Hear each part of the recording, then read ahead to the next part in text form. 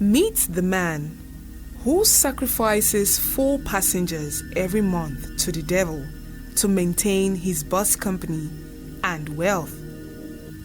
James Nduwati, a resident of Muranga, chose to remain anonymous during an interview with YouTuber Kamuhanjia, where he shared a shocking story.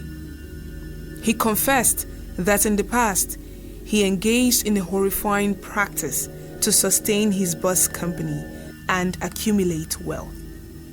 Because of how sensitive the story is, because it might put him in danger because of what he has gone through in his life. Not all road accidents are accidents, like they were never meant to happen. James revealed that he dropped out of high school and moved to Nairobi, where he initially found employment. Later, he teamed up with a friend involved in buying and selling cars.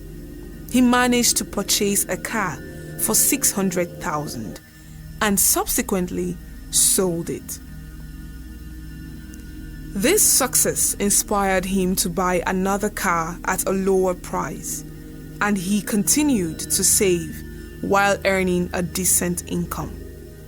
His friend suggested they venture into a transport business, but James initially hesitated. Eventually, he took a loan and started the business on his own. Operating matatus on Thika Road and long-distance buses to Kisumu and Mombasa. Matatu owner, business person here in Kenya, and he has been able to reach to the climax of owning matatus here in Kenya. But he is here to share some dark past and dark secret that he experienced or he did when he was still in that business, and he will tell us how it came to reach to a point where he had to leave that business because of what he was going through. James initially experienced success. However, his business gradually declined, leading to difficulties in repaying the bank loan. In desperation, he turned to a fellow colleague in the same line of work, who offered to take him to a pastor for help.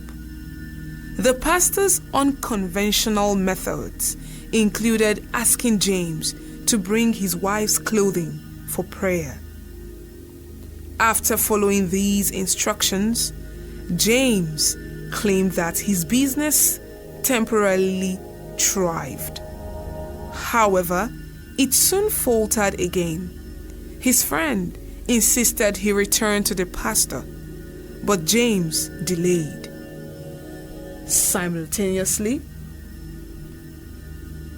his wife's health deteriorated with frequent bouts of sickness.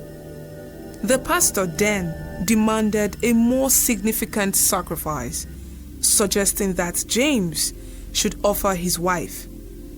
Distraught, James refused and walked away.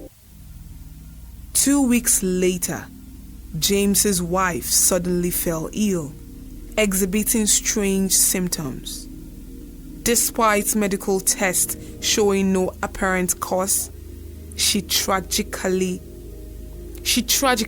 passed away.